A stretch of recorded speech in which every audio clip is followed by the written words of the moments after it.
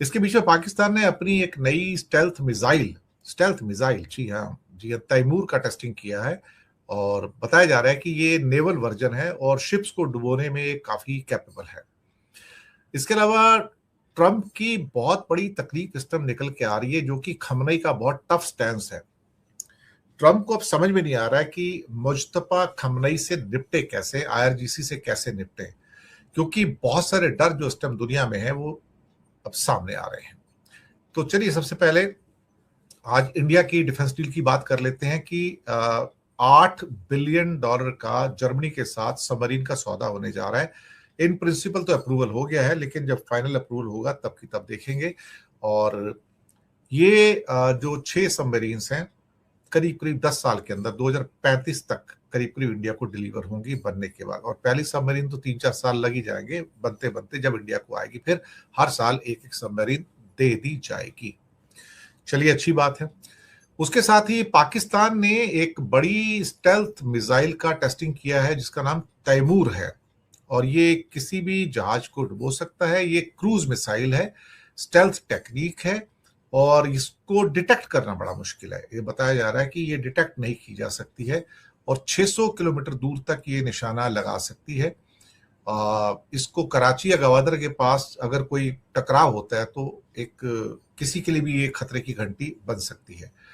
कुछ लोग इसको, जो पाकिस्तान के लोग हैं, वो इसको ब्राह्मोस से इसकी तुलना कर रहे हैं कि ये पाकिस्तानी ब्राह्मोस है। एक्चुअली इसको बताया जा रहा है कि ये पाकिस्तानी ब्राह्मोस है। और चलिए साहब, अब जो भी है जैसा भी है, और कहा जा रहा है कि बहुत एक्यूरेट है और ये लोकली मेड है उनकी, यानी कि ये पाकिस्तान के अपने लोगों ने इसको बनाया तैमूर को। तो ये एक स्टेल्थ क्वालिटी है, यानी कि रडार में वो कैच नहीं हो सकता है, बहुत नीचे फ्लाई करती है, उधर से भी कैच नहीं हो सकता।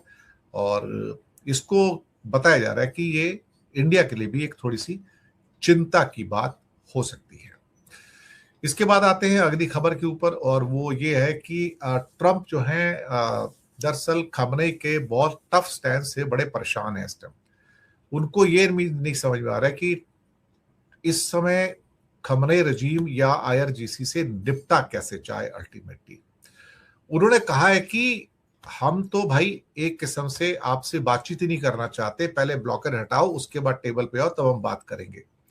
तो ये जो तेवर हैं इनके आईआरजीसी के, ये तेवर जो है ट्रंप को परेशान कर रहे हैं, और ट्रंप इस समय झल्लाए हुए पगलाए हुए हैं। वैसे जो मैंने एक और भी खबर कल दी थी, जो मैंने आपको बताया था कि जब इनके 2 पायलट गिर गए थे वहां पर, आपको याद होगा, ईरान में, और उसको अपने 4-6 इन्होंने प्लेन और हेलीकॉप्टर गवाए थे उसको रेस्क्यू करने के लिए। उस समय ये उसमें सिचुएशन वॉर रूम के अंदर व्हाइट हाउस में मौजूद थे, ये हमारे ट्रंप साहब।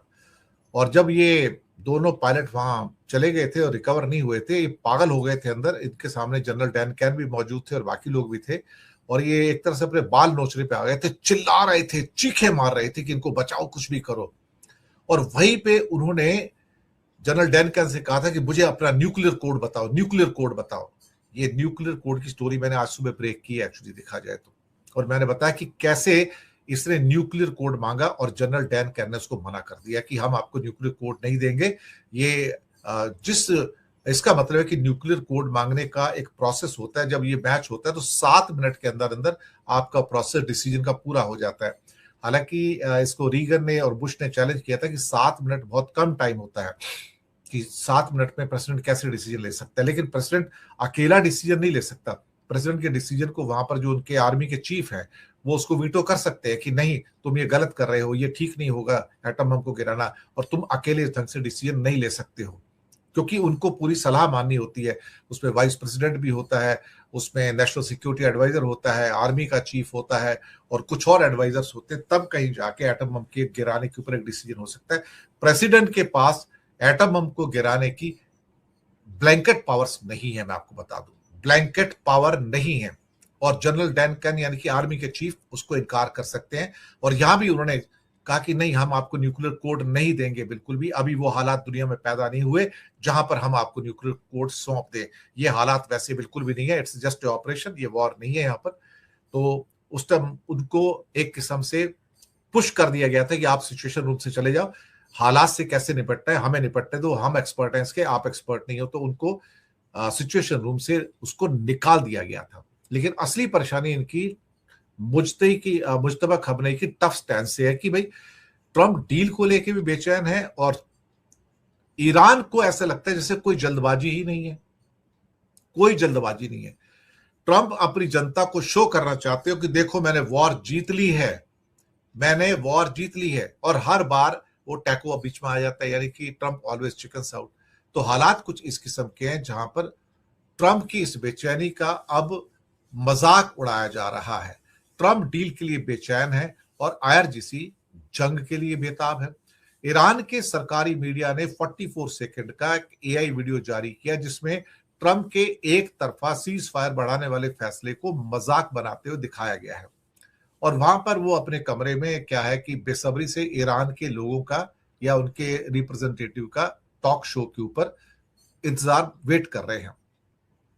लेकिन हर बार जब ये बमबारी की बात होती है, कभी 48 आवर्स, फिर 5 दिन, फिर 10 दिन, फिर 14 दिन, फिर 48 घंटे मैं बर्बाद कर दूंगा, और फिर ये भाग जाते हैं।